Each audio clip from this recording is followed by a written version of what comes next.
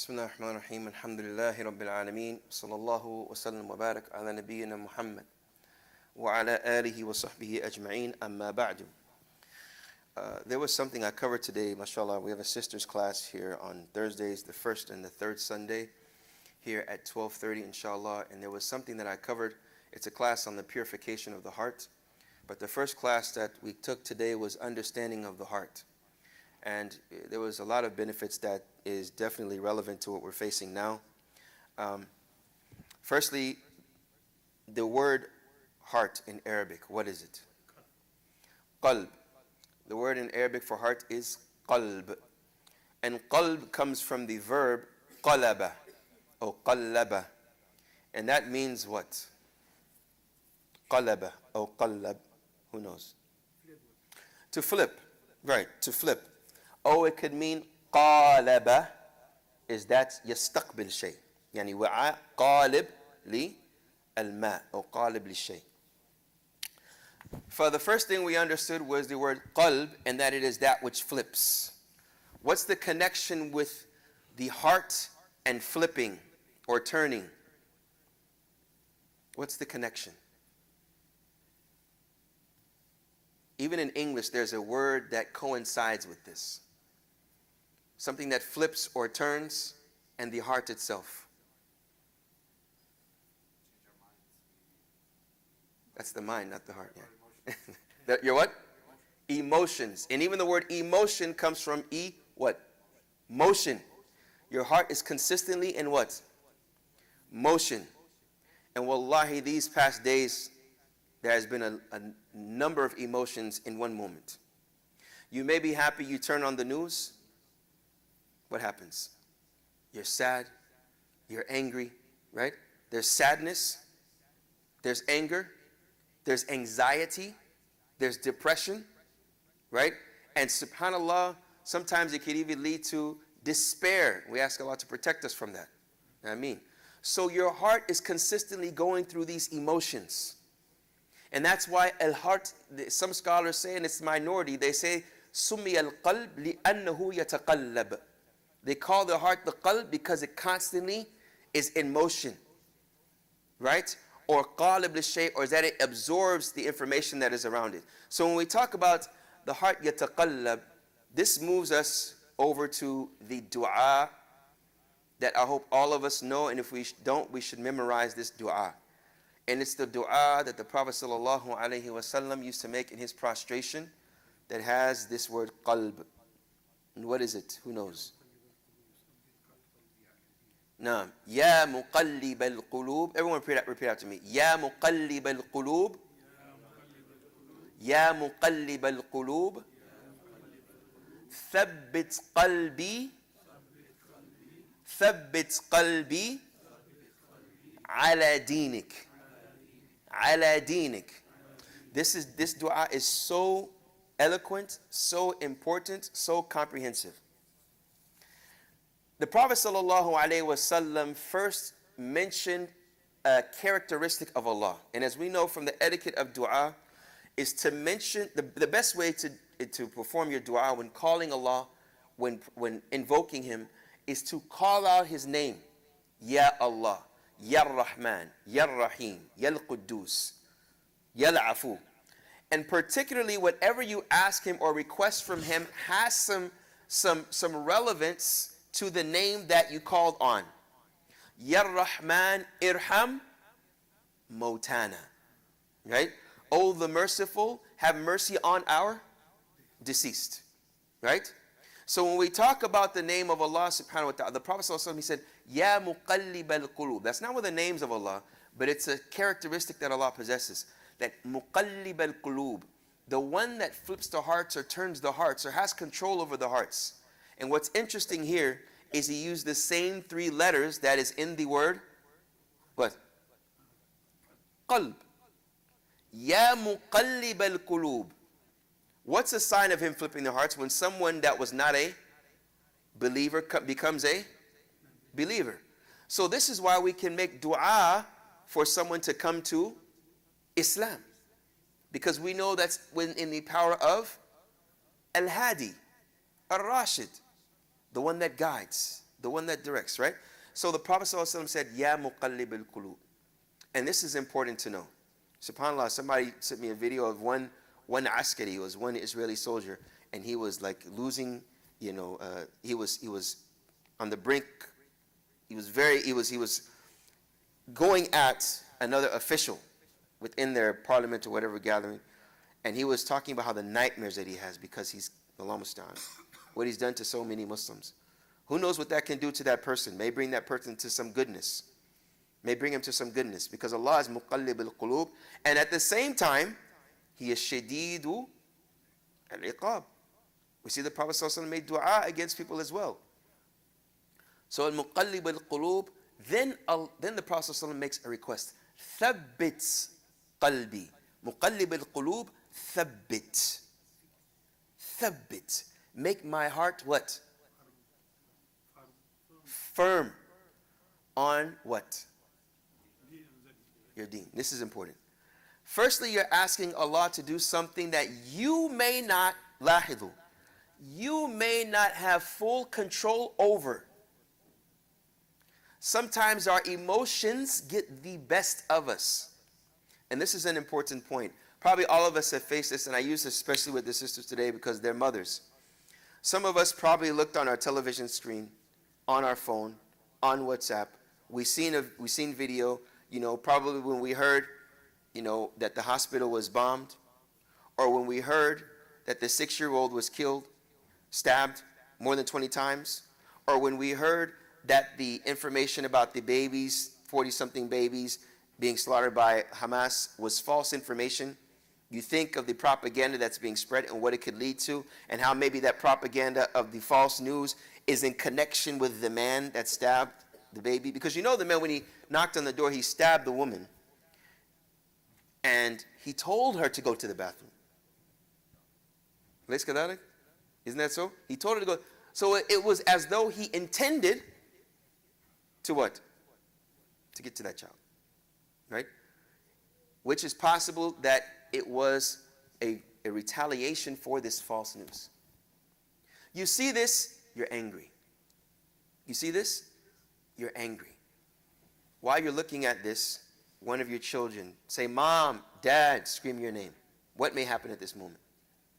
You may lash out at your wife, your husband, your child. So this anger is misdirected now. Now it's a certain feeling in the household. It's a certain sadness in the house, right? Children are scared to talk to you, right? Wife is mad at you. Husband is angry with you, right? And because they see your anger, some children may not even want to listen and may not even care of what's going on because they don't want to have that type of attitude. So when we say, the Prophet ﷺ said, Thabbit qalbi, make my heart firm, also allow my emotions to be used in a way that's beneficial. Is it allowed to be angry with what's going on? It's allowed. It's from Iman to be angry. But how do we direct that anger? Is it allowed to be sad? But we direct that sadness in a way that's conducive, because if we let the sadness linger, what can happen? Sadness can lead to what? Anxiety. What else? Depression, which can lead to what? What about your connection with Allah? Depression can lead to what? Huh? Take you away from Allah. How? You become sad, and you get so sad, hopeless. Hopeless in who? Some of us are already hopeless in humanity. Let's be honest. Then you become hopeless in Allah. You become.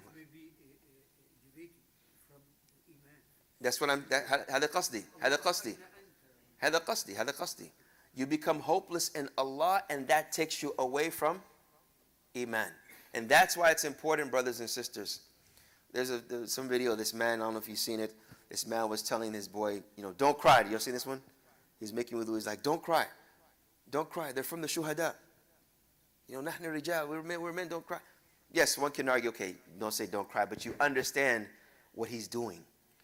He's trying to tell them, look, although this is a sad day, the eternity is totally different for our brothers and sisters there. Totally different. Right? So, thabbit qalbi. Make my heart firm in these hard, turbulent times. You know what's so amazing? That we as human beings, we know subconsciously, inna ma'al usri, we even know it. With hardship comes ease. There's nothing we reach in life except without struggle. And Allah knows the capacity and intensity of this struggle that our brothers and sisters are facing. To the degree that He says, automatic, no questions asked, they are from the martyrs. Think of the wisdom of Al-Hakim. And that's why the Prophet ﷺ said, make my heart firm on your religion, not on anything else. On your religion. And particularly in what aspect of our belief in God do we need to have thabat in? Particularly what? What aspect of our belief in God? Hope. But what? Hope in Allah, but patient with His qadr. Patient with His qadr.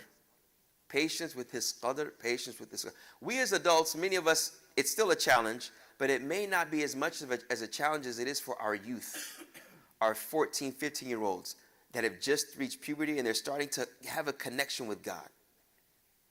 They're starting to understand what life is about, kind of. This is the wisdom why why Allah holds kids accountable when they reach the age of 15, roughly, boys, and girls a little earlier. Because even psychologically, within puberty, psychologically you'll change. Therefore, Allah holds you accountable because He knows what He puts within you from Iman. So many of the youth, and I got a call from Omar earlier today, that there are mothers calling, their youth are asking questions. God, why would God-ish do this? Sensible human question. It's an emotion. But it's important for that emotion to have thabat. It's important for that emotion to have thabat. And that's why the Prophet said, thabbit qalbi ala dinik. To have your heart firm in the qadr of Allah subhanahu wa ta'ala. And this is the last thing. It's important for us. Inshallah, we're going to cover certain things that we can do for this thabat, inshallah. But it's important for us to be wise when speaking to people. To be wise when speaking to people. That when we speak to people, that we understand that there's a level of emotions that's there, and we let them process and go through that emotion. At the same time, we still call them back to Allah. We call them back to Allah subhanahu wa ta'ala. Because that is ultimately what will matter. Can you imagine when the Nakba happened in 1947? I mean, there were many emotions that were happening. They probably would have never have imagined a day that what before October 7th took place, even though before October 7th there was adhab for our Palestinian brothers and sisters. Before the establishment of Jordan and these things to happen, you never know. But we know Allah subhanahu wa ta'ala is al-musta'an. He's the one that we seek help in, and His promise is near. His nasr is near. Ala inna nasrallahi. The nasr of Allah is qareeb. So we ask Allah subhanahu wa ta'ala to keep our hearts firm upon His religion. We ask Allah subhanahu wa ta'ala to, in times of hardship, in times of sadness, in times of anger, in times of depression, in times of questioning God and His authority, that He makes us of those that rely on our anchor and allow that anchor to be the guiding light of how we act within ourselves, with Allah, and with those around us, particularly our loved ones, with our neighbors, and with humanity in general. No, yes, sir. No. هل هذا الدعاء من النبي صلى الله عليه وسلم جاء نتيجة علمه بأن الله بأن قلوب البشر بين إصبعي الله يقلبها كيف يشاء? No, the Sheikh is asking the question. He's saying, did the Prophet ﷺ make that dua with the knowledge that the hearts are between between the Allah subhanahu wa ta'ala's the two fingers? We don't know how His fingers are, but that it's between the two fingers of Allah, and He flips them as He wills. Yes, naam. Will be ilmihi dhalik. So the Prophet ﷺ made this dua knowing that Allah is in control of the hearts, and that's why he turned to Him. Does anyone else have any questions, any comments? Yes. Chef, is it normal to feel sometimes sort of jealousy of the status of those who are shuhada? That like, man, like there's no way for me to be there, but like I have my own tests. They have their tests, but like, is it how would you comfort someone who has those feelings? Of jealousy that they wish they could be them? Yes. So in a sense, it will be shuhada in a way. This is good. If one should not wish for to how do I say this? When you die shaheed, this is from Allah subhanahu wa ta'ala, right? But you should never ask for the hardship. Never ask for the hardship, right? It's a slight difference. You don't ask for the hardship. As the Prophet used to prohibit from asking for the hardship, right? Because, ultimately we never know, and that's why it's important to, lack of better words, practice the deen. Why? Because you never know when that time will come. Will you say La ilaha illallah at that moment? Right? Is your heart moist with the dhikr and remembrance of Allah? Because if we're not praying, if we're not reading Quran, if we're not remembering Allah subhanahu wa ta'ala, how are we going to have our du'as answered? And at that time, when that time comes, which we don't know, what will be our status? So someone is jealous from the aspect of, yes, being a shuhada, of the status of the shuhada, but don't ask Allah for the trial in which one would become a shuhada, a shaheed. No? So it's just ask Allah to bless you and to make you of those that He is pleased with, inshallah ta'ala. No. I was off one? No, 15th of May. May 15th, 1948 is the Nakba. Please look it up, N-E-K or N-I-K-B-A or B-A-H, May 15th, 1948. And what's interesting as well, for our Muslim community, and I'll stop here, mashallah, we have predominantly Arab and what? Indo-Pak, right? We say Indo-Pak. Why? 1947. Same year, roughly. When in Pakistan became Pakistan. Around the same year that Jordan became Jordan. For the Nakba, there is the Al Jazeera, they have a 4-part. Yes, very good. Did you put on WhatsApp? Which I have put already in the WhatsApp. Jazakallah khair. Yes, yes. There's a 4-part video on Jazeera that speaks about Nakba. Okay? So important to learn our history, inshallah, and this will help us in understanding the future. Jazakallah khair. Assalamu alaikum wa rahmatullahi wa barakatuh.